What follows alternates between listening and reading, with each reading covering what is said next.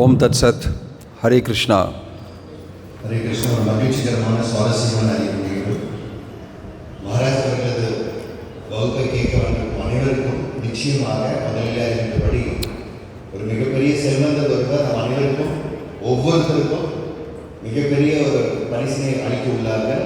மிகப்பெரிய அந்த பரிசானது ஒரு ஸ்பெஷல் பரிசு, கூடவே பணமும் கொடுக்கப்படும், கேஷ் ப்ரைஸும் கொடுக்கப்படும். ஒவ்வொருத்தருக்கும் ஒவ்வொரு குழந்தைங்களுக்கும் கண்டிப்பாக அந்த பரிசு கிடைக்கிறதுக்கு எல்லாத்துக்குமே அவங்களோட குழந்தைங்களுக்கு எல்லாத்துக்குமே ஒரு மிக ஸ்பெஷல் பர்சன். அவர் கண்டிப்பாக உங்கள் அனைவருக்கும் ஒரு நிச்சயமான ஒரு வெகுமதியும், நீங்கள் எதிர்பாராத ஒரு பெரிய வெகுமதியும், ஒரு கேஷ் ப்ரைஸும் உங்களுக்கு எல்லாத்துக்கும் கொடுக்க போகிறாங்க. நீங்கள் எல்லாரும் ரொம்ப ரெடியாக ஆர்வமாக அதை வாங்க ரெடியாக இருக்கீங்களா? ஹரே கிருஷ்ணா. எல்லாம் ஹரே கிருஷ்ணா. ஹரே கிருஷ்ணா. ஹரே கிருஷ்ணா.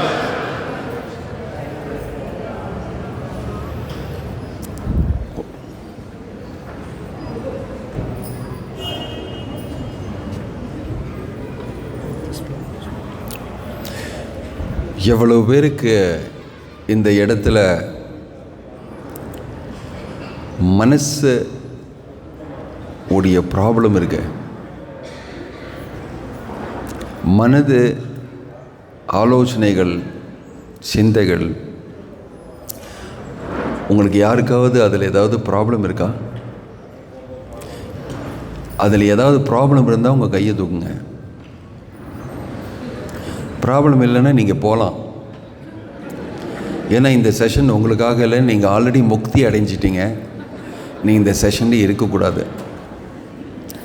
இந்த உலகத்தில் எல்லாருக்குமே மன ரோகம். இந்த செஷன் மனசு பற்றி, மனநலம், இந்த மாதிரி உள்ள டாப்பிக்லலாம் பகவத்கீதாவில் இதை பற்றி என்ன சொல்லியிருக்கு, ஆன்மீக ரிஷிகள், முனிகள், சாஸ்திரத்தில் என்ன சொல்லியிருக்குன்னு சொல்லி, இது நவீன காலத்தில் அலோபதிக் மெடிசன், சைக்காட்ரி, அந்த மாதிரியெல்லாம் பல விதமான ட்ரீட்மெண்ட்டெல்லாம் இருக்குது. ஆனால் அவங்களுக்கு மனது என்னதுன்னு சொல்லி கரெக்டாக சொல்ல முடியாது. அதனால் இந்த ஓவர்வியூ. ஸோ ஃபஸ்ட்டு நான் உங்களுக்கு ஒரு கேள்வி நான் கேட்க விரும்புகிறேன் உங்ககிட்ட. நீங்கள் யாருன்னு ஃபஸ்ட்டு. அதுக்கு முன்னால் இந்த செஷன் பக்தர்களுக்காக இல்லை, இஸ்கானில் இருந்து ஒரு 15 வருஷம் வளர்ந்து எல்லாத்தையுமே கரைச்சி குடித்த அவங்களுக்காக கிடையாது. இந்த செஷன் டைரக்டட் அட் புதிய ஆளுங்களுக்கு, மோஸ்ட்லி பிகினர்ஸ், புதிய ஆளுங்களுக்கு. ஸோ ஒரு கேள்வி அவங்களுக்கு, நீங்கள் யார்?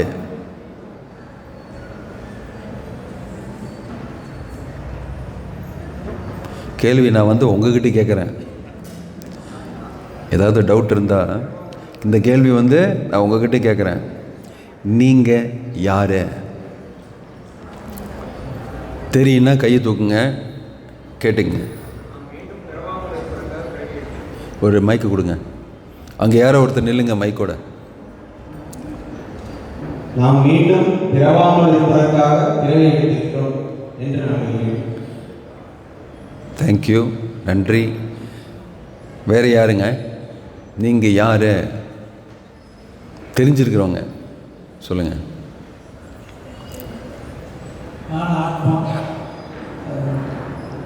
Okay, thank you. நான் ஒரு மனிதன். தேங்க்யூ.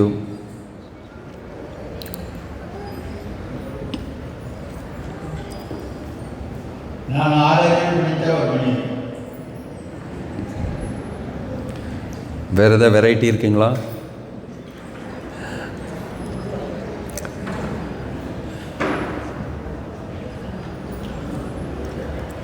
சொல்லுங்கள், பரவாயில்ல.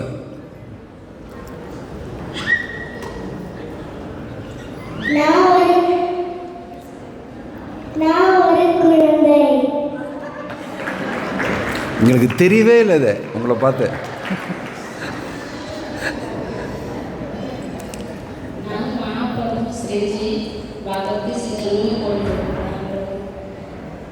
श्री राधा वल्लभ हरिवंश के श्री अंश हैं।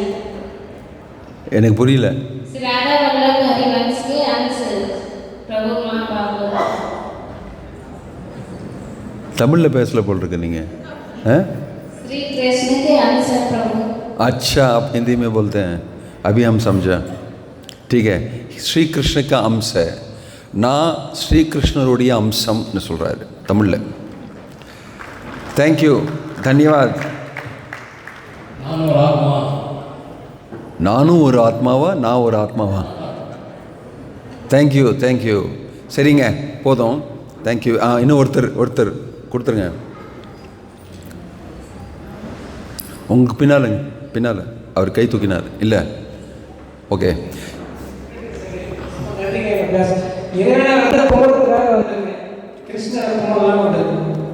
அப்படிங்களா? தேங்க்யூ. சரிங்க, ஒவ்வொருத்தரும் ஒவ்வொரு மாதிரி விசாரிக்காங்க. பதில் சொல்கிறவங்களெல்லாம் ஒரு வித்தியாசமாக சொன்னாங்களா இல்லையா?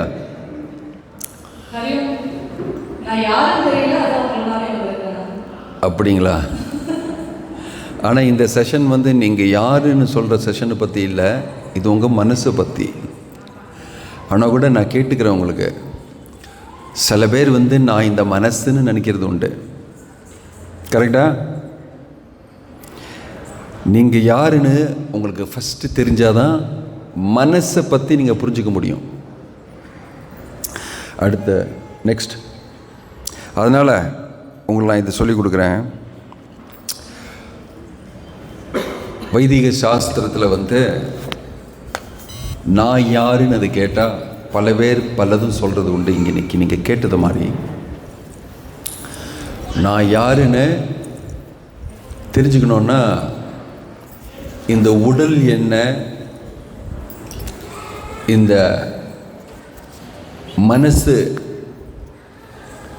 அகங்காரம், புத்தி, இந்த ஜட சரீரம், சூக்ஷ்ம சரீரம், போதனை இல்லைன்னா உணர்வு, அப்புறம் சில பேர் இங்கே சொன்ன மாதிரி ஆத்மா, இதெல்லாம் என்னது ஒவ்வொன்றும் நம்ம கேட்குறது உண்டு.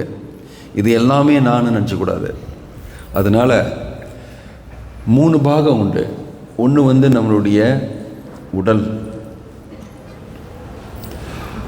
சரீரம், அது வந்து ஜட சரீரம்னு சொல்லி வெளியில் நீங்கள் பார்க்குறது.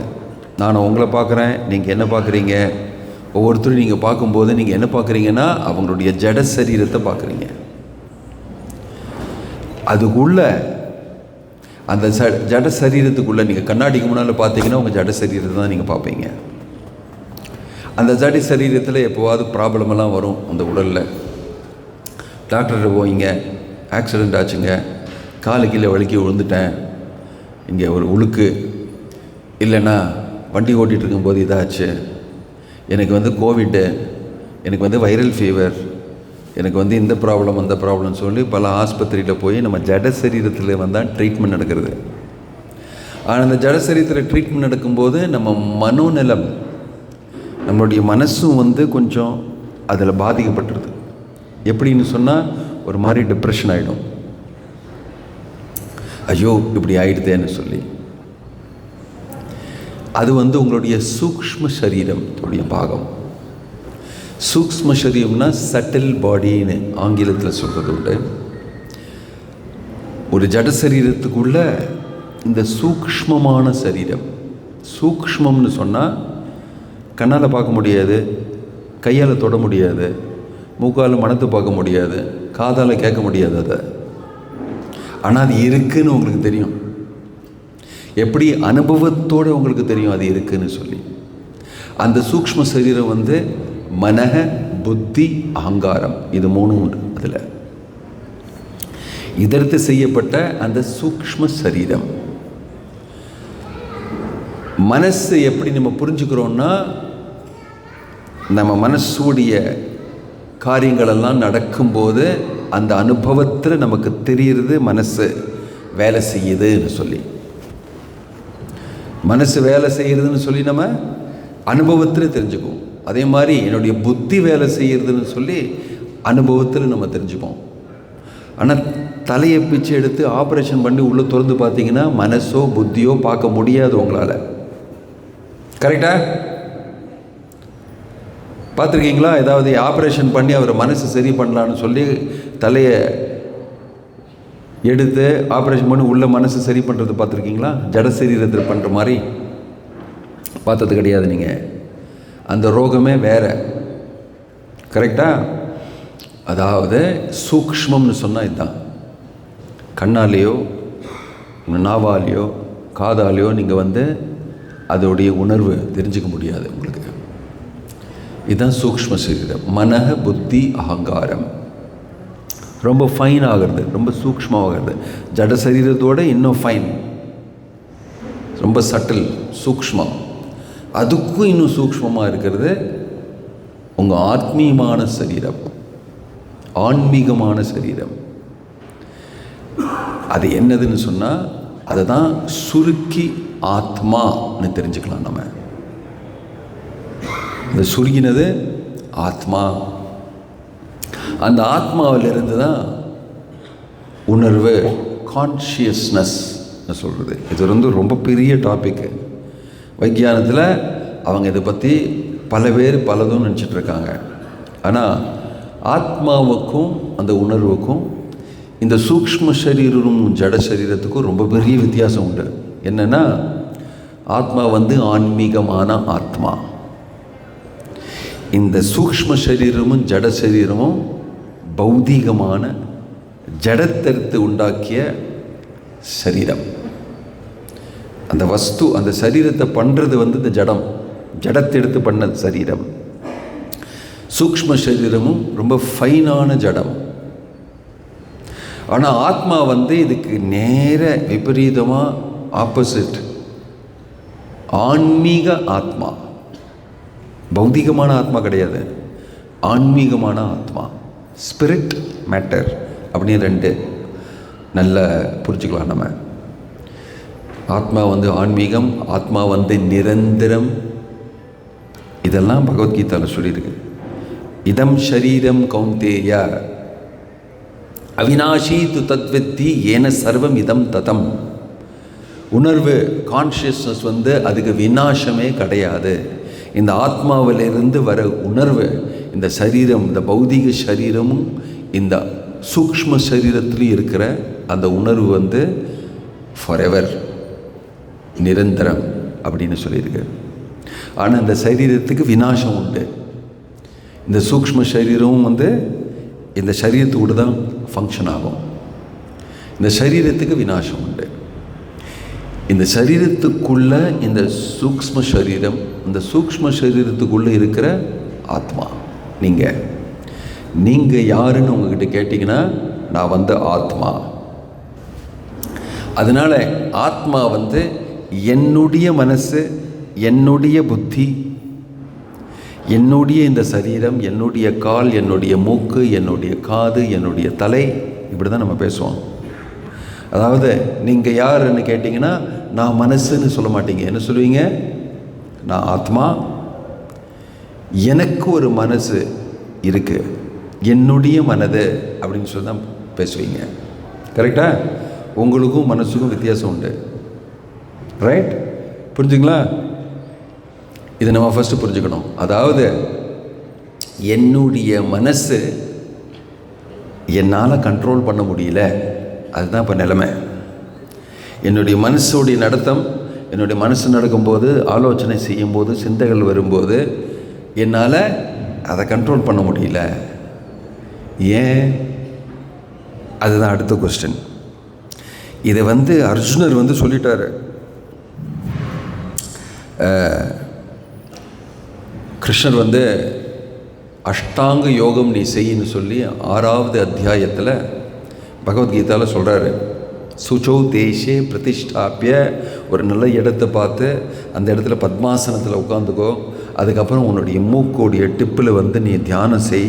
அதுக்கப்புறம் மனசு எப்படி இப்படி பண்ணு சொல்லும்போது இதெல்லாம் என்னால் முடியாதுன்னு சொல்கிறாரு. இந்த யோகாலாம் என்னால் பண்ண முடியாது. ஏன்? சஞ்சலஹி மன கிருஷ்ண பிரமாதி பலவத்ரிடம் தஸ்யாஹம் நிகிரகம் மன்யே வாயோரீவ சுதுஷ்கரம் அப்படின்னு சொல்கிறாரு. எனக்கு காற்று அதை கண்ட்ரோல் பண்ணுற மாதிரி, அதை கட்டுப்படுத்தணும்னு சொல்லி நீங்கள் எங்கிட்ட சொல்கிற மாதிரி, என்னது காற்றை கட்டுப்படுத்துன்னு சொன்னீங்கன்னா அது யாரால் முடியுமா? அது யாருக்கும் முடியாது. அதே மாதிரி என்னுடைய மனசை கட்டுப்படுத்தணும்னு சொன்னால் என்னால் முடியாது. ஒரு இடத்துல உட்காந்து மூக்கில் தியானம் பண்ணு அப்படின்லாம் சொன்னீங்கன்னா என்னால் அதெல்லாம் முடியாதுன்னு சொல்லி. ஆக்சுவலாக இப்போ நம்ம யோகான்னு சொல்லி எல்லா இடத்துலையுமே வந்து சொல்லிக்கிறாங்களே, அதை வந்து அர்ஜுனர் ரிஜெக்ட் பண்ணிட்டாரு. அதெல்லாம் முடியாது என்னாலன்னு சொல்லிட்டு பகவத்கீதாவில். ஏன்? சஞ்சலகி மன கிருஷ்ணா, என்னுடைய மனசு வந்து சஞ்சலமாக இருக்கும், அதனால் இதை என்னால் பண்ண முடியாதுன்னு சொல்லிட்டாரு. இதே மாதிரி அடுத்தது பகவத்கீதாவில் இன்னொரு இடத்துல ஆத்மைவகி ஆத்மனோ பந்தூர் ஆத்மைவ ரிபுராத்மனக, 2வது லைனு. மனசு வந்து அதை கட்டுப்படுத்தினா நம்ம அந்த மனசு வந்து நம்மளுடைய ஒரு நல்ல ஃப்ரெண்டாக இருக்கும். மித்ரன், பந்து, சுஹ்ருத், இந்த மாதிரி. அந்த கட்டுப்படுத்தாத மனசு வந்து நம்மளுடைய ரொம்ப பெரிய சத்ருவாயிடும். 2 சொல்கிறாரு. மனசு வந்து கண்ட்ரோல் பண்ணால் அது நம்மளுடைய ரொம்ப பெரிய ஃப்ரெண்ட் ஆகிடும். கண்ட்ரோல் பண்ணலைன்னா ரொம்ப பெரிய சத்ரு, பிக்கஸ்ட் எனிமி ஆகி மாறிடும். அதனால் மனசை கண்ட்ரோல் பண்ணுறது ரொம்ப கஷ்டம். இது நீங்கள் கேட்டிருப்பீங்க முன்னாலேயே. இந்த மனசு வந்து ஒரு குரங்கு மாதிரி அப்படின்னு சொல்லி நீங்கள் கேட்டிருப்பீங்க இல்லையா? ஒரு பாட்டும் கேட்டிருப்பீங்க.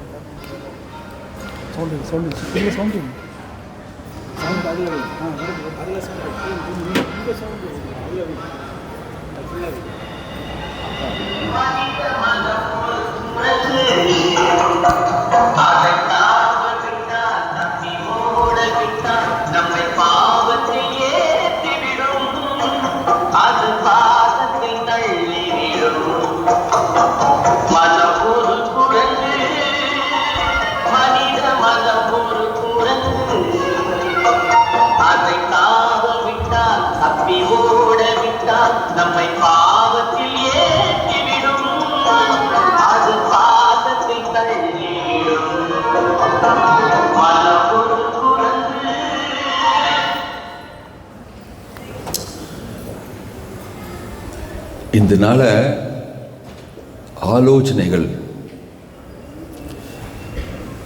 ஒவ்வொரு சிந்தனையுமே நம்ம மனசுக்குள்ளே அப்படி வந்துருச்சுன்னா அது ரொம்ப பவர்ஃபுல், ரொம்ப சக்தி. ஒவ்வொரு சிந்தனைக்குமே சக்தி இருக்குது. அந்த சிந்தனைனால நம்ம மனசு ஃபுல்லாக கண்ட்ரோல் ஆகிறது. தியாயத்தோ விஷயான் பும்சக சங்கஸ்தேஷு பஜாயதே சங்காத் சஞ்சாயதே காம. காமம் ஒரு விற்பனை. நம்ம வந்து ஒவ்வொரு தரையும் ஒவ்வொன்றும் பார்க்கும்போது நம்ம மனசில் அந்த சிந்தனைகள் வருது. இது அனுபவிக்கலாமா, நல்லா இருக்குமே என்ன சொல்லி. இல்லை யாரோ ஒன்று சொல்லுவாங்க. நம்ம என்ன சங்கத்தில் இருக்கோமோ, அசோசியேஷனில் இருக்கிறோமோ, அந்த மாதிரி நம்ம மனசில் சிந்தனைகளும் வரும். சகவாசம் சொல்லியிருக்கேன். எந்த மாதிரி நீங்கள் சங்கத்தில் இருக்கீங்களோ அந்த மாதிரி சிந்தனைகள், அந்த மாதிரி ஆலோசனைகள். அந்த ஒரு ஆலோசனை தலையில் இப்படி வந்துருச்சுன்னா உங்கள் மனசில் தியானம் அதில் செய்வீங்க. அது நல்லா இருக்குமே என்ன சொல்லி. தியாயத்தோ விஷயான் பும்சக, இதில் வந்து கிருஷ்ணர் அர்ஜுன்கிட்ட சொல்லி கொடுக்குறாரு. அது ஒரு ஆலோசனை, அது தியானம் செய்து மனசில் வரும்போது அது வந்து ஒரு சக்கரத்தில் மாற்றிப்பீங்க நீங்கள். அது என்ன மாதிரி சக்கரம்னா, சங்காத் சஞ்சாயத்தே காம காமக்ரோதோ விஜாயத்தே குரோதாத் பவதி சம்மோகா சம்மோகாத் ஸ்மிருதி விப்ரம ஸ்மிருதி பிரம்ஷாத் புத்திநாசோ புத்திநாசாத் பிரணஷ்யதி. இந்த சக்கரத்தில் கடைசியில் வந்து உங்கள் புத்தியே கெட்டு போய் நீங்கள் வந்து ஏதாவது செய்வீங்க, முட்டாள்தனமாக ஏதாவது செய்வீங்க. அந்த ஒரு ஆலோசனை ஃபஸ்ட்டு உள்ளே வந்து அதுமாரி நீங்கள் தியானம் போட்டு அது காமமாக மாறி, அந்த காமம் வந்து குரோதமாக மாறி, கோபமாக மாறி அந்த கோபத்தில் நீங்கள் ஏதாவது செய்து ஒரு முட்டாள்தனமான ஒரு காரியத்தை முடித்து நீங்கள் சோதனை இருப்பீங்க. ஷோ எதனால நான் பண்ணேன்னு சொல்லி. ஆனால் அது ஆரம்பிக்கும் போது ஒரு ஆலோசனை, அந்த ஒரு ஆலோசனை உங்களை வந்து செய்ய வைக்கும். அதனால் இந்த ஆலோசனைகள் ரொம்ப ரொம்ப முக்கியம். யாரு கூட நீங்கள் இருக்கீங்களோ அந்த மாதிரி ஆலோசனை வரும். இது ஒரு சாம்பிள் நான் காமிக்கிறேன். ஏன்னா என்ன சொல்லியிருக்குன்னா, மனசுடைய காரியம் வந்து 3 விதம். ஒன்று வந்து சிந்தனைகள், அதை பற்றி நம்ம பேசணும். ஒரு சிந்தனை எப்படி நம்ம வந்து இந்த சிந்தனை சக்கரத்தில் நம்ம மாட்டிப்போன்னு சொல்லி. பின்ன ஃபீலிங், உணர்வுகள், அந்த சிந்தனைனால வர உணர்வுகள். பின்ன வில்லிங், திங்கிங், ஃபீலிங், வில்லிங். இதுதான் மனசுடைய காரியம். அதை 3வது விருப்பங்கள், சிந்தனை, உணர்வுகள், விருப்பங்கள். இதுதான் மனசுடைய காரியம். 3மே எப்போதுமே பண்ணிகிட்டே இருக்கும் இந்த மனசு. அதாவது இந்த மாதிரி ஒரு மனசுடைய காரியம்.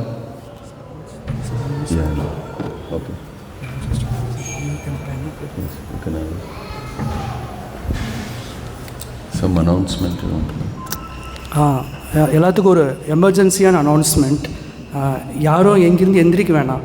ஆக்சுவலிங்க உங்களுக்கு அந்த ஆலோசனை எப்படி இருந்தது? இப்போ போலீஸ் வந்து உங்களை செக் பண்ண போடுறாங்கன்னு சொன்னாங்களே, என்ன நினச்சிங்க நீங்கள்?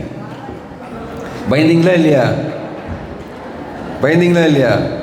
ஐயோ என்னுடைய குழந்தை, ஐயோ யார் பண்ணாங்க, என்னுடைய நெக்லஸ்லாம் கரெக்டாக இருக்கா, அவன் பக்கத்தில் இருக்கிறவனா சொல்லி இதெல்லாம் கவலை வந்ததா இல்லையா உங்களை?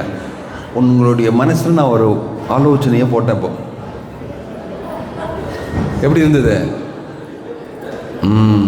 இந்த மாதிரி இந்த உலகத்தில் ஆலோசனைகள் பலதும் நம்ம பிக்கப் பண்ணுவோம். ஒரு இடத்துலையுமே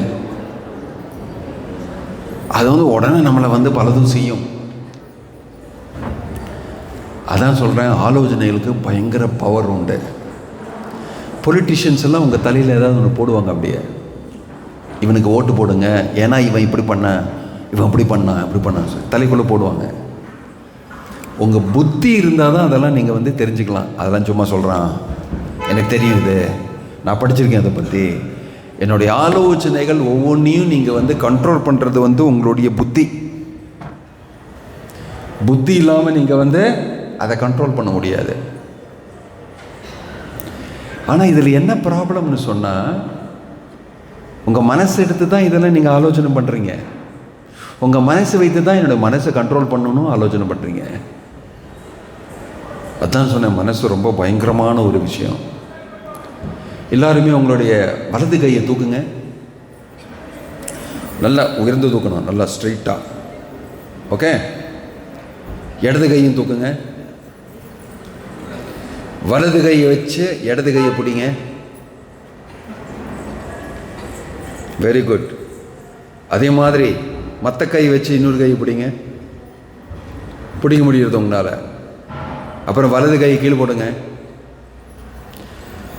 இடது கை வைத்து இடது கையை பிடிங்க. முடியுதா?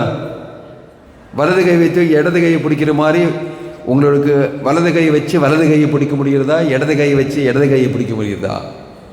ட்ரை பண்ணி பாருங்க. ஏன் இந்த கையை வச்சு இந்த கையை என்னால் பிடிக்க முடியாது, ஆனால் இந்த கையை வச்சு எனக்கு இந்த கையை பிடிக்க முடியும். கரெக்டா? அதே மாதிரி மனசை வைத்து மனசை கண்ட்ரோல் பண்ண முடியாது. இது ஃபஸ்ட்டு தெரிஞ்சுக்கணும். உன்னுடைய மனசை வைத்து உங்கள் மனசை உங்களுக்கு கட்டுப்படுத்த முடியாது. இதனால தான் நான் சொன்னது, புத்தி மனசுக்கும் மேலே உயர்ந்தது. புத்தியை வைத்து மனசை கண்ட்ரோல் பண்ணலாம். மனஹ புத்தி அகங்காரம் சொன்னதில் பகவான் வந்து அது ரொம்ப நல்லா சொல்லிக் கொடுக்குறாரு அர்ஜுனனுக்கு பகவத்கீதாவில். இந்த ஜட சரீரத்துக்கு உயர்ந்தது மனசு. அந்த மனசுக்கும் உயர்ந்தது இந்த புத்தி, புத்திக்கும் உயர்ந்தது இந்த ஆத்மா. ஆத்மா வந்து ஒரு உதாரணமாக ஒரு தேர் மாதிரி. ஆத்மானாம் ரதீனாம் வித்தி ஷரீரம் ரதமேவச்ச புத்திம் து சாரத்தின் வித்தி மனப்பிரகிரகமேவச்ச. ஒரு காருன்னு நினச்சிங்க, அந்த காலத்தில் ரதம்னு சொல்லுவாங்க. இந்த சரீரமே ஒரு ரதம். அந்த ரதத்தில் ஆத்மா வந்து பேசஞ்சராக உட்காந்துருக்கு. எங்கே போகிறேன் எப்படி போகிறோன்னு சொல்லி யார் டிரைவர்னு சொன்னால் புத்தி. எதிர்த்து டிரைவிங் பண்ணாங்கன்னா கை இந்த சாட்டை என்னதுன்னா மனசு. குதிரைகள் வந்து புலன்கள். இந்த மாதிரி எக்ஸாம்பிள் உதாரணம் கொடுத்துருக்காங்க. அந்த பேசஞ்சர் வந்து ஆத்மா. அது உங்களுடைய வண்டி, உங்களுடைய கார், உங்களுடைய தேர். ஆனால் உங்களுக்கு அதுக்கு மேலே கண்ட்ரோலே கிடையாது. அந்த புத்தியும் மனசும் எங்கே தூக்கிட்டு போகிறது அந்த மாதிரி போகும் அந்த வண்டி. அந்த மாதிரி இருந்தால் நல்லா இருக்குமா? உங்களுடைய வாழ்க்கை பிரயாணம் நல்லா இருக்குமா? உள்ளே வந்து இப்படி குதிச்சுட்டே இருப்பீங்க. எங்கே போகிறீங்களா? வாங்க இப்படி போகலாம், லெஃப்ட்டு ரைட்டு முன்னால் கின்னால் எப்படி வேணால் கூட்டிகிட்டு போகும். மனசு புத்தியும் ரெண்டும். புத்தி இருக்கிறதுனால மனசுக்கிட்ட சொல்லி அப்படி பண்ணக்கூடாது, செய்யாத அப்படின்னு சொல்லி கண்ட்ரோல் பண்ணலாம். ஆனால் சம்டைம்ஸ் சில டைமில் வந்து அந்த மனசு புத்தியோட சக்தி, அதுக்கு புத்தியும் அடிச்சிடும் அப்படியே. அப்போ நீங்கள் வந்து மனசு உடைய ரோகத்தில் இருக்கீங்க. உங்களோட மனசுடைய நிலைமை சரியில்லை. அதனால தான் சாஸ்திரம் பகவத்கீதையில் நம்ம படிக்கிறது உண்டு. ஏன் படிக்கிறோன்னு சொன்னால் அதிலிருந்து புத்திக்கு வந்து நரிஷ்மெண்ட் கிடைக்கும். புத்தி நல்ல ஃபங்க்ஷன் ஆகும். புத்தி நல்ல நிலைமையில் இருந்தால் உங்கள் மனசு நல்ல நிலைமையில் கண்ட்ரோல் படி கட்டுப்பாடு செய்யலாம். நம்ம இது ரொம்ப சிம்பிளான ஒரு விஷயம்.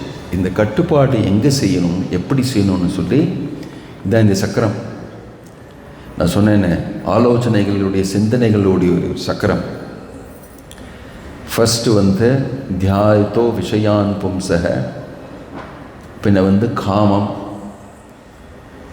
சங்காத் சஞ்சாயதே காம, காமம் விட்டா கோபம், குரோதோ விஜாயதே, குரோதாத் பவதி சம்மோகம், மோகம்னு சொன்னால் என்ன பண்ணுறது என்ன பண்ணக்கூடாதுன்னு தெரியாத ஒரு நிலைமை, மாயம் மோகம்.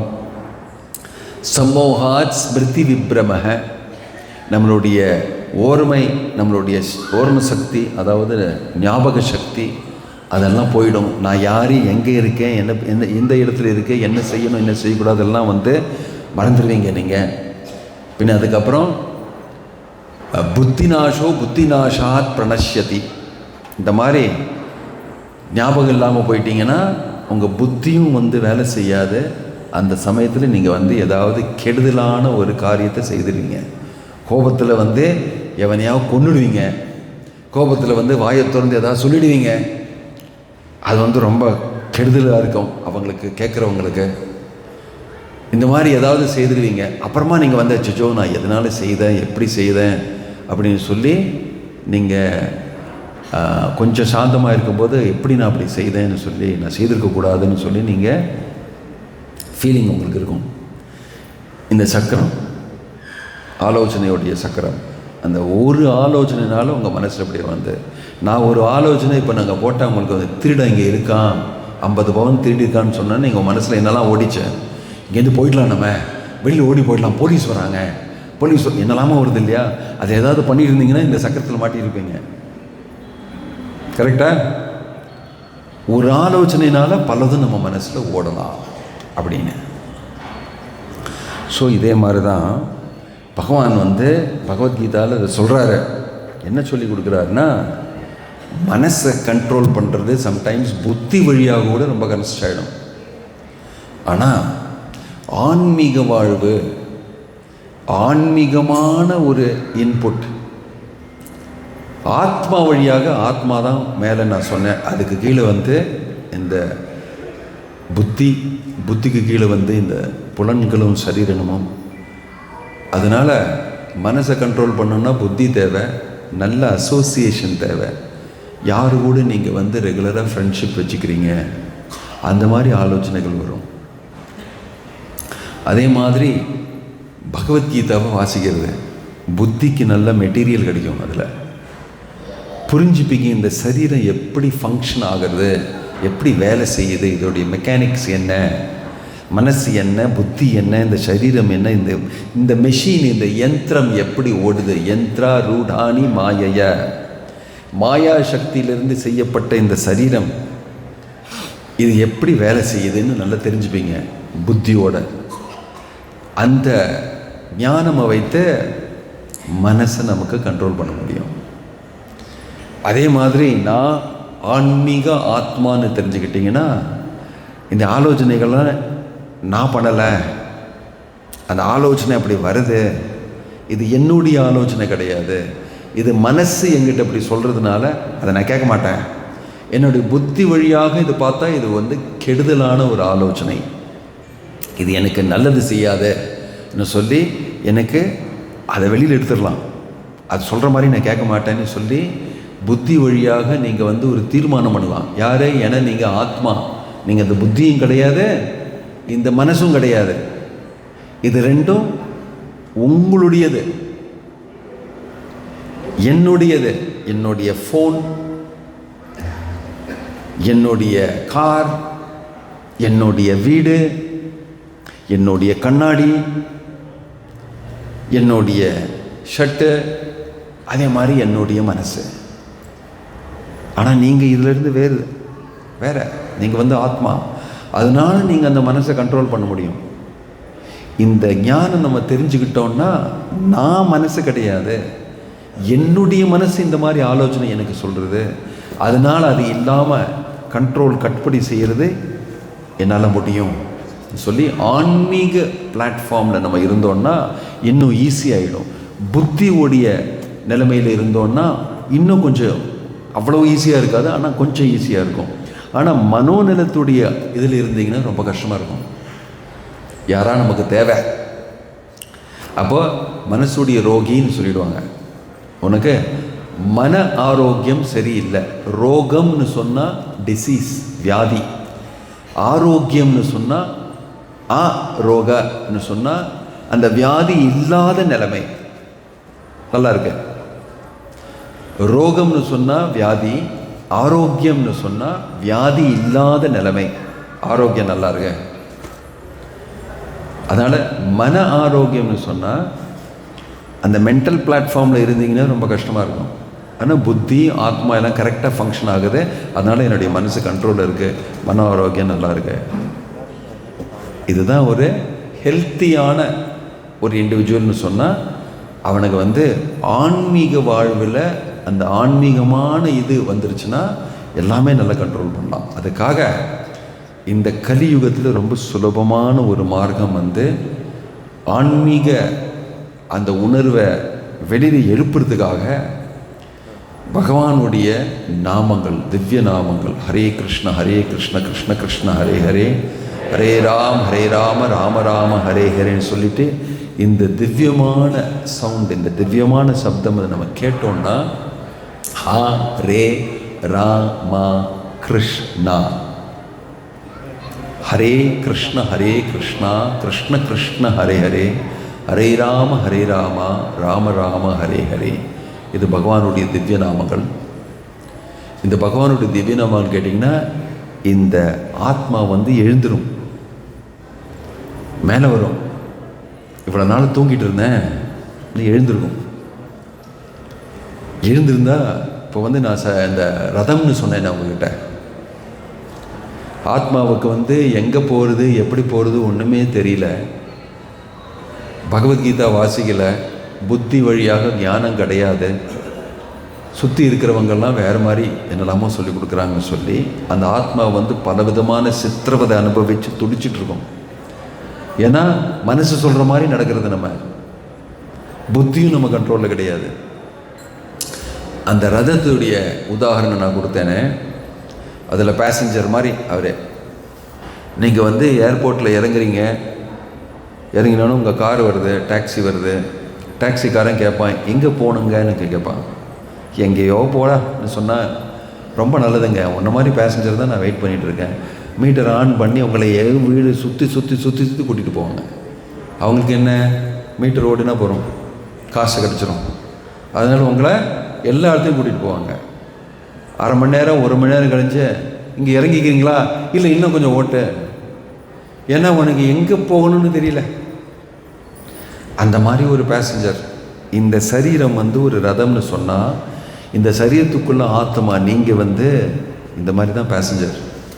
இந்த வாழ்க்கையில் நான் என்ன பண்ணுறது, இந்த சரீரத்தை வைத்து நான் என்ன பண்ணுறது, எங்கே என்னுடைய டெஸ்டினேஷன், நான் எங்கே போக வேண்டியது, அதுக்கு என்ன வழி, என்ன பாத்து, என்ன மார்க்கம், ஒன்றுமே தெரியாதவங்க. இதனால தான் அந்த ஆத்மா இந்த சரீரத்தில் ரொம்ப பெரிய சித்திரவதை அனுபவிக்கிறது. இதை தெரிஞ்சுக்கிட்டோன்னா அந்த மாதிரி ஓட்டலாம் வண்டியை. இந்த வண்டியை ஓம் தத் விஷ்ணு பரமம் பதம் சதா பஷ்யந்தி சூரிய திவீவ சக்ஷுர் ஆததம் தத் விப்ராசோ விபின்யவோ ஜாகிருவாகும் சசமிந்ததே விஷ்ணூர் யத் பரமம் பதம். சாஸ்திரத்தை கீழே சொல்லியிருக்க, உன்னுடைய டெஸ்டினேஷன், உன்னுடைய கதி விஷ்ணு பதம், பாத அங்கிரி, பகவானுடைய பாத அங்கிரி, ஆன்மீக லோகம், அங்கே தான் நீங்கள் போனங்க. இந்த வண்டி, இந்த சரீரம் இதை வைத்து எல்லாத்தையுமே ஆன்மீகமாக மனசை கண்ட்ரோலு, புத்தி நல்ல குரு கீழே இந்த கருத்துக்களெல்லாம் தெரிஞ்சு அதை நம்ம மனசை கண்ட்ரோல் பண்ணி நம்ம வண்டியை அந்த பக்கம் எடுத்துகிட்டு போகணும். இதுதான் வாழ்க்கையோடைய குறிக்கோள்னு சொல்லியிருக்கு. பகவானை தேடிய பகவான் கூட அந்த கனெக்ஷன் எஸ்டாப்ளிஷ் பண்ணி அங்கே போகிறதுக்கு தான் நம்மளுடைய வாழ்க்கையுடைய லட்சியம், வாழ்க்கையுடைய குறிக்கோள்னு சொல்லியிருக்கு. இதை நம்ம பண்ண முடியும். எப்படின்னு சொன்னால், அதே மாதிரி உள்ள ஆளுங்கள் கூட நம்ம சேர்ந்துக்கிட்டோம்னா, இந்த ஹரே கிருஷ்ண மகாமந்திரம் சொல்கிறது பக்தி தொண்டு செய்கிறது, பக்தி யோகா, இதெல்லாம் நம்ம செய்தோம்னா நமக்கு உயர்ந்த ஒரு கதி. விஷ்ணூர் யத் பரமம் பதம். இந்த மனசை வைத்து, இந்த மனசு அதுக்கு ரொம்ப எதிர்த்து காரியங்களெல்லாம் செய்யும், ஆலோசனைகளெல்லாம் கொடுக்கும். ஏன்னா நம்ம இந்த பௌதிக நிலைமையில் இருக்கிறதுனால, பௌதிக சக்தி மாயா சக்தினால, மாயா சக்திக்கும் இந்த மனசுக்கும் ரொம்ப க்ளோஸ் கனெக்ஷன். இந்த மனசு ஒரு ஸ்பை மாதிரி. வெளிநாட்டில் இருக்கிற அவங்க ஸ்பை இந்த நாட்டில் போடுவாங்க, இங்கே இருக்க நடக்கிற காரியமெல்லாம் சேர்ந்து அங்கே சொல்லி கொடுக்குற மாதிரி. பௌதிக மனசு, கண்ட்ரோல் இல்லாத மனசு, கட்டுப்பாடு இல்லாத மனசு ஒரு ஸ்பை உன்னுடைய இந்த நிலைமைக்குள்ள. அது உனக்காக வேலை செய்யலை, அது மாயா சக்திக்காக வேலை செய்யுது. உங்கள் வீட்டில் வேலைக்காரின்னு சொல்லி கூப்பிடுவீங்களே யாராவது காசு கொடுத்து, அந்த வேலைக்காரி வீட்டில் இருக்கிறதெல்லாம் பார்த்து பல திருடர்கள் பெரிய கேங்கிலிருந்து வந்திருக்காங்க. அந்த வேலைக்காரி உங்கள் வீட்டுக்கு, உங்கள் வீட்டில் அலமாயிரம் எங்கே வச்சுருக்கீங்க, உங்கள் நகைகளெல்லாம் எங்கே வச்சுருக்கீங்க, காசுலாம் எங்கே வைக்கிறீங்க, உங்கள் கிரெடிட் கார்டு எங்கே இருக்குது, இதெல்லாம் அவங்க பார்த்து பார்த்து பார்த்து வெளியில் இருக்கிற ஆளுங்கிட்ட சொல்லிட்டாங்கன்னா உங்களுக்கு நல்லதா? அந்த வேலைக்காரியை வெளியில் ஓட்டு போடுவீங்களா இல்லையா?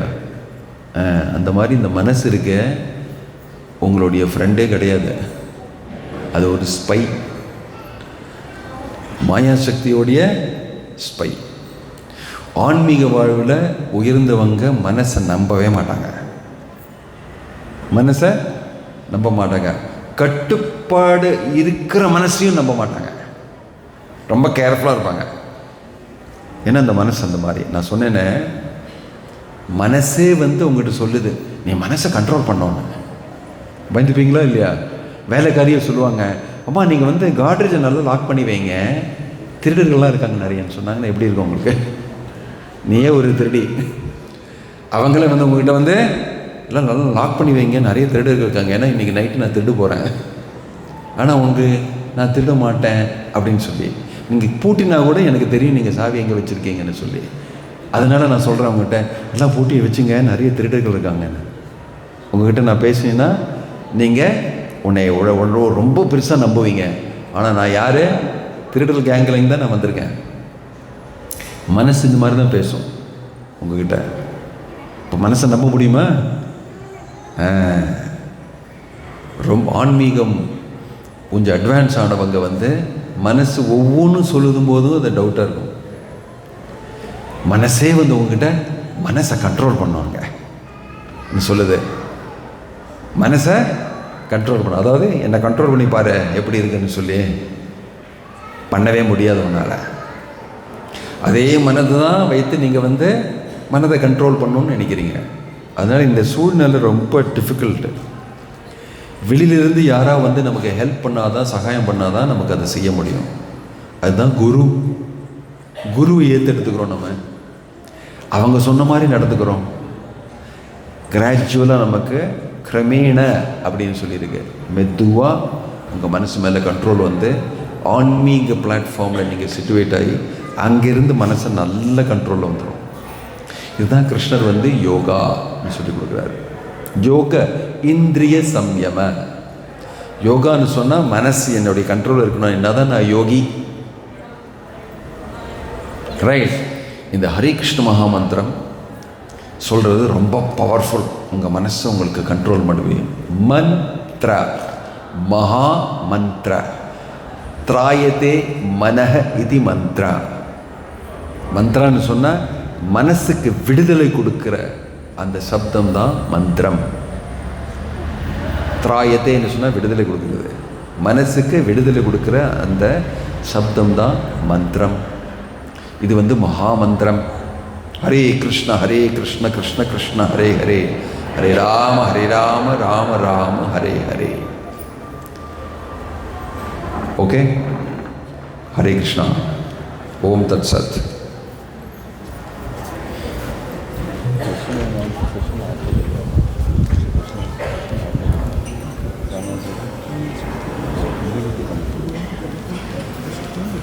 ஒரு சின்ன ஸ்கிட்டுங்க அவங்க போட போகிறாங்க. இது சொன்னதெல்லாம் வந்து ஒரு நல்ல ஒரு சின்ன ஒரு ட்ராமா ஸ்கிட்டில். அதுக்கு முன்னால் உங்களுக்கு முதல்ல ஒரு அனௌன்ஸ்மெண்ட் பண்ணாங்க. அதாவது எல்லாருக்குமே கேஷ் ப்ரைஸ் கிடைக்க போகிறதுன்னு சொல்லி அவங்களோட மனசை கொடுத்ததுக்காக தான். யாருமே டோனர் வரலை, அந்த மாதிரி கொடுக்கவும் போகிறதில்ல. உங்களுக்கு ஒரு நல்ல விஷயம் உங்களுக்கு சொல்லி நீங்கள்லாம் காத்துட்ருக்கீங்க இல்லையா, ஏதாவது கிடைக்கும்னு சொல்லி. அந்த ஆலோசனையும் உங்கள் தலையில் போட்டது இவங்க தான்.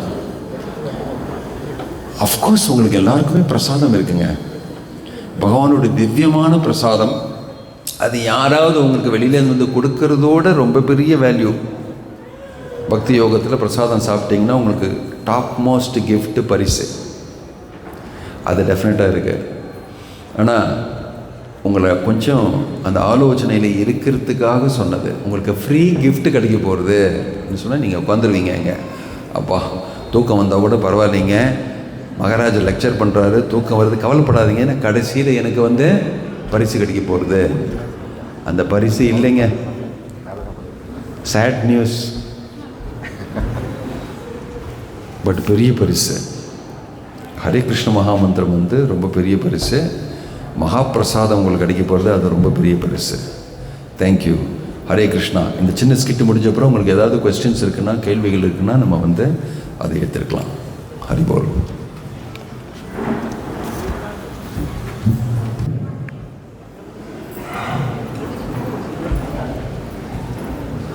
ஹரே கிருஷ்ணாங்க மகாராஜ். நம்ம மைண்டு நம்மளோட கண்ட்ரோலில் இருக்குங்கிறத நம்ம எப்போ தெரிஞ்சுக்கலாங்க, எப்படி இருந்தால் தெரிஞ்சுக்கலாங்க மகாராஜ்? மைண்டு நம்ம கண்ட்ரோலில் இருக்குதுன்னு சொல்லி எப்படி தெரிஞ்சுக்கலாம்னு சொல்கிறீங்களா?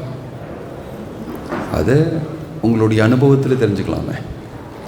மனசு கண்ட்ரோல் இல்லாத அனுபவம் உங்களுக்கு ஆல்ரெடி இருக்கு இல்லையா?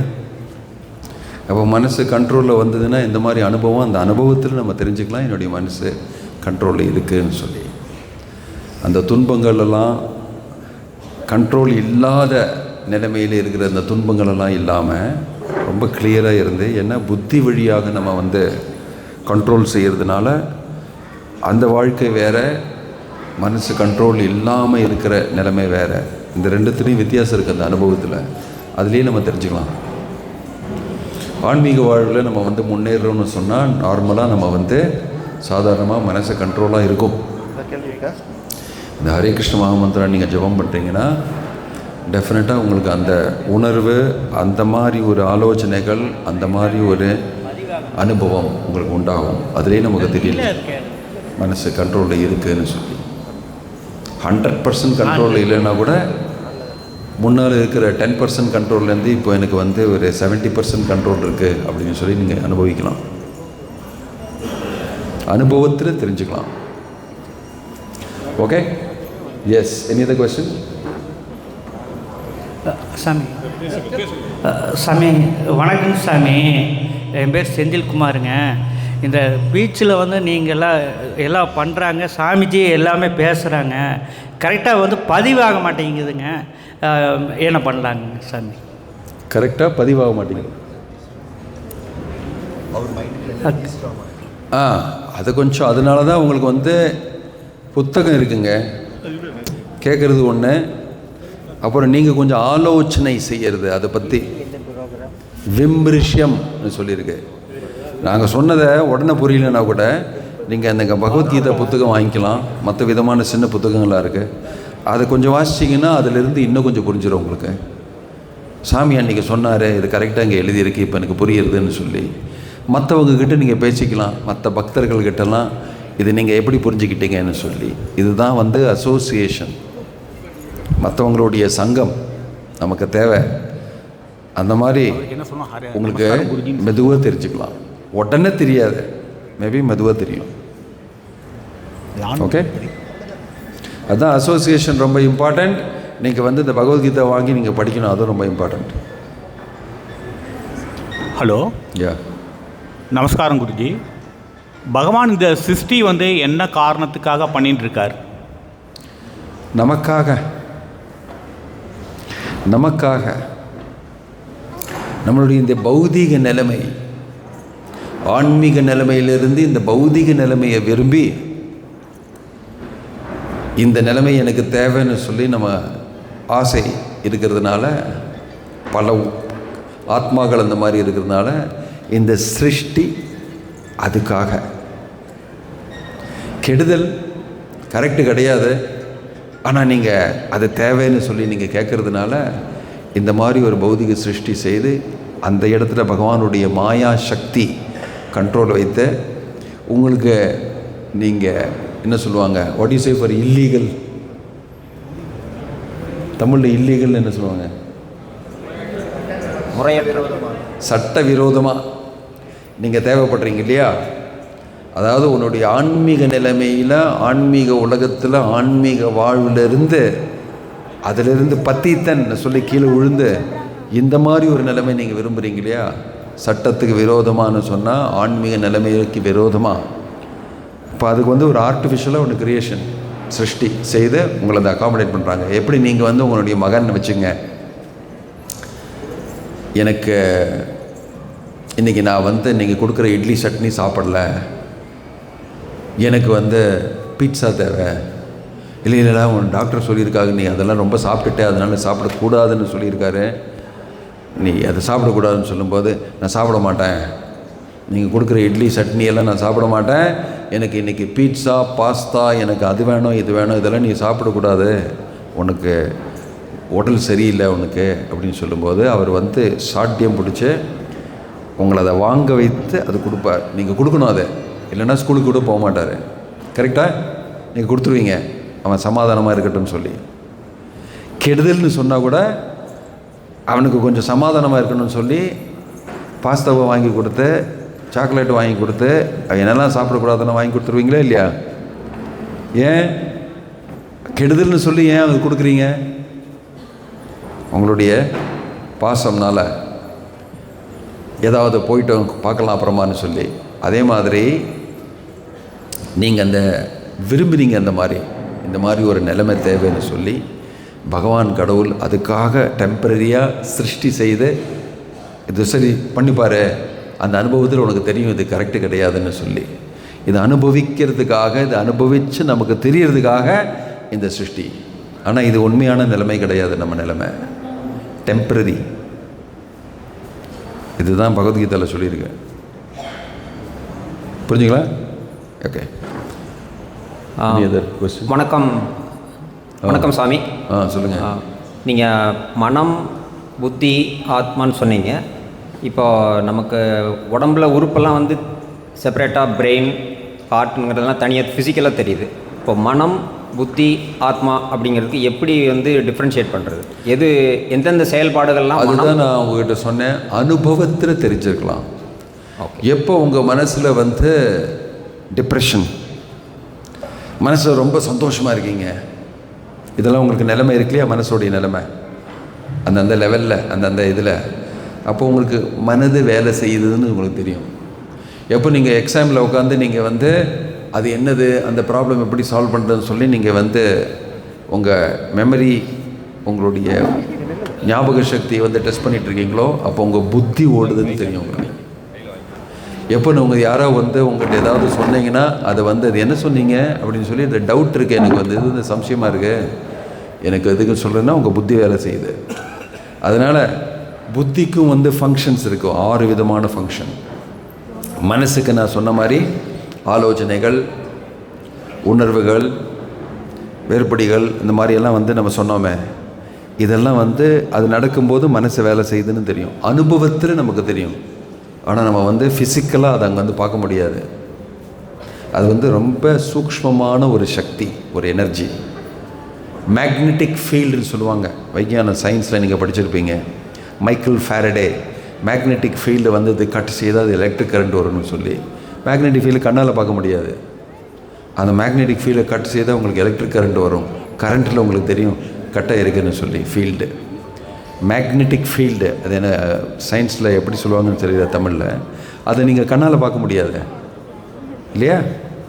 அந்த மாதிரி மனசுடைய சக்தி, மனோநிலைமை, அது வந்து அதோடைய எஃபெக்ட்னால தெரிஞ்சுக்கலாம். ரைட்?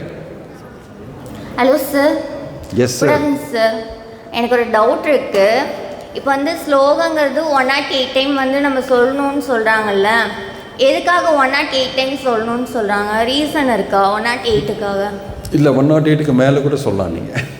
இல்லை, மேக்ஸிமம் 108 மட்டும்தான் சொல்லலை, 108 தான் மட்டும்தான் சொல்லலை. 108 வந்து ஒரு சுபமான ஒரு கணக்கு. என்ன கவுண்டிங் சார் 108ங்கிறது? It is a multiple of 16, 8. அது வந்து சாஸ்திரிகமாக இப்போ வாஸ்துவில் நீங்கள் பார்க்குறீங்க இல்லையா, வீட்டு கட்டும்போது வாஸ்து எதுக்காக பார்க்குறீங்க? அது ஒரு சுபமான ஒரு விஷயம், சுபமான விஷயங்கிற ரீசன்காக செய்கிறோம். கரெக்ட். அதே மாதிரி இதுவும் வந்து கணக்கில் 108 தடவை பண்ணிங்கன்னா அதுக்கு ஒரு ஸ்பெஷல் பவர் உண்டு. அதான் அந்த பவர் தான் ரீசன் கேட்குறேன். அது வந்து ஒரு ஆஸ்பிஷியஸான ஒரு நம்பர். அந்த அந்த எண்ணம், அந்த கணக்கு வந்து ஒரு ஆஸ்பிஷியஸான கணக்கு. அதில் பலதும் இருக்குங்க. 108 கோபிகள் வந்து கிருஷ்ணருக்கு இருக்காங்க, அந்த மாதிரியெல்லாம். அதனால் வந்து 108 தடவை நம்ம வந்து ஜபமாலையில் 108 இது இருக்கும். அந்த மாதிரி பல விதமான காரணங்கள் உண்டு அதில் 108ன்னு சொல்லி. அது ரொம்ப இம்பார்ட்டன்ட் கிடையாது, நீங்கள் ஜபம் பண்ணணும். 108 கணக்கு மட்டும் நாங்கள் பண்ணுறதில்ல, நம்ம வந்து அதுக்கும் மீறி நிறைய பண்ணுறோம். ஓகேங்க சார். இல்லை, மேக்ஸிமம் வந்து 108ங்கிறது மேக்ஸிமம் வந்து மேக்ஸிமமுக்கு வந்து லிமிட்டே கிடையாது, மினிமம் தான் நீங்கள் 108 பண்ணுங்கன்னு சொல்லியிருக்காங்க. ஓகேங்க சார், தேங்க்யூ சார். சுவாமிஜி, அறிவனுடைய உண்மையான ஸ்வரூபம் என்ன? அறிவுக்கு வந்து அறிவுடையமையும் அறியாமையும் இயல்பாகவே உள்ளதா, இல்லை பகவான் கொடுத்ததா, இல்லை அது எப்படின்றது எனக்கு கிளாரிஃபை பண்ணுங்க. ஆத்மாவின் உண்மையான ஸ்வரூபம் என்ன? ஆத்மாவிற்கு அறிவு, அறிவற்ற நிலைமை இரண்டும் இயல்பானதா, இல்லை பகவான் கொடுத்ததான்னு கேட்குறேன்.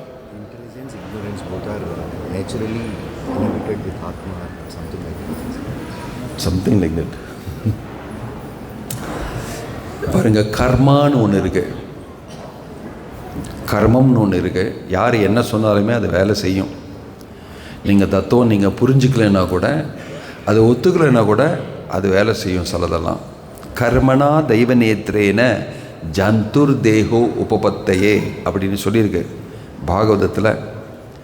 ஒவ்வொரு ஆத்மாவும் இந்த பௌதிக உலகத்தில் வரும்போது கர்ம அனுசாரம்தான் அவங்க இந்த சரீரம் கிடைக்கும், அந்த பௌதிக நிலைமையும் அந்த மாதிரி தான் கிடைக்கும். அந்த பௌதிக நிலைமைன்னு சொன்னால் புத்தி, மனசுடைய நிலைமை, இதெல்லாம் ப்ரீஃபிக்ஸ்டு, முன்னாலேயே தீர்மானம் பண்ணது உங்கள் கர்ம அனுசாரம். அந்த மாதிரி புத்தி, அந்த மாதிரி மனசு. ஒவ்வொரு சரீரத்துலேயுமே விதவிதமான ஒரு நாயும் வந்து அந்த நாயோடைய உடலுக்குள்ளே ஒரு ஆத்மா, ஒரு பூனை ஒரு உடல் கூட ஒரு ஆத்மா உண்டு. அது அவங்களுடைய பூர்வீக கர்ம பிரகாரம் அந்த மாதிரி சரீரமும் கிடைக்கும். அதே மாதிரி மனிதர்களில் விதவிதமான மனிதர்கள் இருக்காங்க. எல்லாருமே ஒரே மாதிரி இல்லை பார்க்குறதுக்கும், எல்லாருமே ஒரே மாதிரி நினைக்கிறதும் கிடையாது, எல்லாருடைய ஆலோசனையும் ஒன்று கிடையாது. இதுலேயும் வெரைட்டி. ஏன்னு சொன்னால் ஒவ்வொருத்தருடைய கர்ம அனுசாரம் அவங்களுடைய உணர்வும் உண்டு. அந்த மாதிரி இது வந்து கர்மானால். ஆனால் ஆத்மாவுக்கும் இந்த சரீரமோ சூக்ஷ்ம சரீரமோ ஜட சரீரமோ எல்லாருமே சேர்ந்து ஒன்றா நம்ம சரீரம்னு சொல்லுவோம். இந்த ஆத்மாவுக்கும் இந்த சரீரத்துக்கும் ஆக்சுவலி ஒரு விதமான கனெக்ஷனும் கிடையாது. பட் இந்த பௌதிக உலகத்தில் வந்தால் நான் இந்த சரீரம்னு சொல்லி அந்த உணர்வில் நம்ம வாழறதுனால அந்த கர்மா எல்லாம் எஃபெக்ட் ஆகும். நான் இந்த சரீரம் கிடையாது, நான் ஆத்மான்னு சொல்லி நான் புரிஞ்சுக்கிட்டு அதில் நான் வந்து முக்தி அடைஞ்சிட்டேன்னா அதுதான் சத்தியம்னு சொல்லி பின் இந்த கர்மா, இந்த புத்தி, இந்த மனசு ஒன்றுமே உங்களை எஃபெக்ட் செய்ய முடியாது. அந்த மாதிரி நிலைமை அதுதான் முக்தி. ஒரு முக்தன், விமுக்தன்னு சொல்கிறது. ஸோ அதுதான் ஆன்மீக வாழ்வுன்னு சொன்னால் அந்த மாதிரி பௌதிக நிலைமையிலிருந்து இந்த முக்தி நிலைமையில் வருது. அதுதான் யோகா, அதுதான் முயற்சி செய்கிறோம் நம்ம. ஆனால் உங்களுடைய புத்தி, உங்களுடைய மனசெல்லாம் கடவுள் கொடுத்தது மட்டும் கிடையாது. கடவுள் வந்து உங்களுக்கு அந்த ஃபெசிலிட்டியை கொடுக்குறாரு. ஆனால் நீங்கள் செய்கிற காரியங்கள் பூர்வீகமான காரியங்கள், நீங்கள் செய்தது அதோடைய பரிணாமம், அதோடைய ரிசல்ட் தான் உங்களுக்கு இந்த மாதிரி புத்தி, இந்த மாதிரி சரீரம், இந்த மாதிரி மனசு, இந்த மாதிரி நிலைமை பூர்வீகமாக நம்ம செய்த காரியங்கள்னால. ஓகே, ஹரே கிருஷ்ணா. நமஸ்காரம் குருஜி. இப்போ நீங்கள் இத்தனை சொன்னீங்க, எனக்கு அதில் 2 கேள்விகள் இருக்குது. அகங்காரம் அப்படிங்கிறது என்ன? கோபத்தை எப்படி நம்ம அடக்கிறது? அகங்காரம்னா என்ன? அகம் கரா, நான் செய்கிறவன். கரான்னு சொன்னால் செய்கிறவன், கர்த்தா. அகம் கரான்னு சொன்னால் நான் தான் அதை செய்தேன் சொல்லி ஒரு பெருமை. நான் பெரியவன், என்னால் அதை செய்ய முடியும், நான் தான் அதை செய்தேன்னு சொல்லி கடவுளை மறந்துடுவீங்க, உங்கள் அப்பாவை மறந்துடுவீங்க, உங்களுக்கு சொல்லி கொடுத்துருவங்க எல்லோரும் மறந்துடுவீங்க. நான் தான் அதை செய்தேன். அகங்காரா, அகங்காரம். அந்த மாதிரி நம்ம நினைக்கிறது கர்வம் பிடிச்ச ஒரு நினைவு, அது வந்து அகங்காரம். ஆனால் ஒரு பக்தன் வந்து என்ன நினைப்பாருன்னா, எல்லாம் பகவானுடைய செயல், பகவானுடைய அருள், இந்த மாதிரி நினச்சி தான் எல்லாருமே செய்வார். அவருக்கு வந்து அந்த அகங்காரம் இல்லாமல் பகவானுடைய தயா, பகவானுடைய காருண்யத்தில் இதெல்லாம் நடக்கிறதுன்னு சொல்கிறது. அதாவது அகங்காரம் ரொம்ப கம்மியாக இருக்குது. அகங்காரமே இல்லாத ஒரு தூய பக்தர் வந்து அகங்காரமே இல்லாமல் இருப்பார். ஸோ பௌதிக உலகத்தில் எல்லாருக்குமே அகங்காரம் உண்டு. அதுவும் பகவான் மேலே ஒரு நம்பிக்கையும் இல்லாதவங்களுக்கு ரொம்ப பெரிய அகங்காரம். எல்லாமே நான் தான் செய்தேன், எல்லாருமே என்னுடைய புகழ் சொல்லணும், நான் தான் கிரேட்டு, கடவுளெல்லாம் பேசாதீங்க, நான் தான் கிரேட். ரொம்ப பெரிய அகங்காரம், ரொம்ப பெரிய அகங்காரம், ரொம்ப கஷ்டப்படுவாங்க. இது அகங்காரம். இன்னொன்று வந்து குரோதம்னு கேட்டிங்க, கோபம்னு சொல்லி. அது வந்து இந்த சக்கரத்தில் காமிச்சோமே, தியாயத்தோ விஷயான் பும்சக சங்கஸ்தேஷு உபஜாயத்தே சங்காத் சஞ்சாயத்தே கிராம காமக்ரோதோ பிஜாயத்தே. அதை நம்ம காமிச்சோம்ல, அந்த சக்கரத்தில் உங்களுக்கு அதில் எப்போ நம்மளுடைய காமம், ஆசைகள் எல்லாம் நிரூபிக்கலையோ அப்போ வந்து நமக்கு கோபம் வரும். ஏன்னா அது தேவை, எனக்கு நான் நினச்ச மாதிரி நீ செய்யணும், நினச்ச மாதிரி எனக்கு கிடைக்கணும், நான் இதை விரும்பினா அது எனக்கு கிடைக்கணும், அது கிடைக்கலன்னா எனக்கு கோபம் வரும். காமம் எங்கே இருக்கோ அந்த இடத்துல கோபமும் வரும். நிரூபிக்காத அந்த காமத்துக்கு கோபம் வரும், அதுதான் கோபம். அதனால் ஒரு பக்தன் வந்து ஆன்மீக வாழ்வில் முன்னேறணும்னு சொன்னால் கோபத்தை கட்டுப்படுத்தணும்.